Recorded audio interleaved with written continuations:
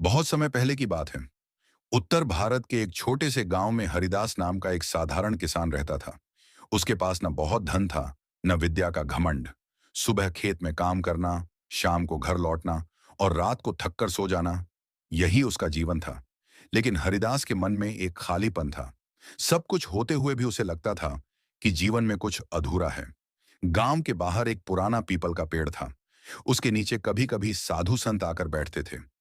हरिदास को वहां जाना अच्छा लगता, क्योंकि वहां बैठकर मन को कुछ शांति मिलती थी।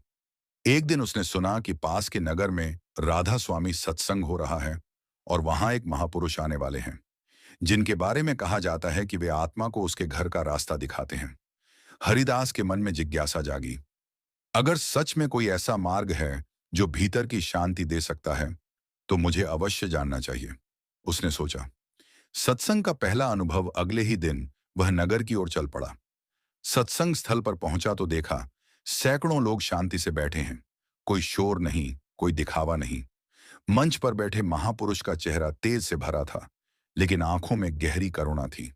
महापुरुष बोले, भाइयों, तुम संसार में भटकते फिरते हो, पर जिसे ढूंढ रहे हो वह तुम्हारे भीतर ही है।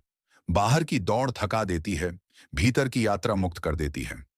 ये शब्द हरिदास के हृदय में उतर गए। उसे लगा जैसे कोई उसके मन की बात कह रहा हो। महापुरुष ने आगे कहा, नाम वह नौका है जो जीव को भवसागर से पार कराती है।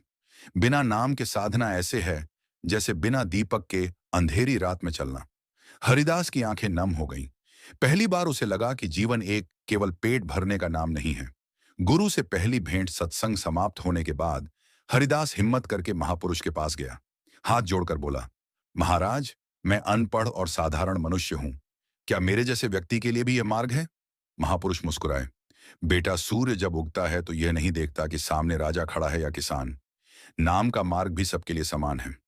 उन्होंने हरिदास को नामदान का महत्व समझाया और कहा कि सच्ची साधना दिखावे में नहीं, निरंतर अभ्यास में है। संघर्ष का समय नामदान लेकर हरिदास लौट आया। अब वह रोज सुबह शाम सिमरन और भजन करने लगा। लेकिन मन आसान कहाँ था। कभी खेत का काम याद आता, कभी घर की चिंता, कभी पुराने दुख। मन कहता, यह सब छोड़, वही पुराना जीवन जी, इससे क्या मिलेगा? कई बार हरिदास हताश हो जाता।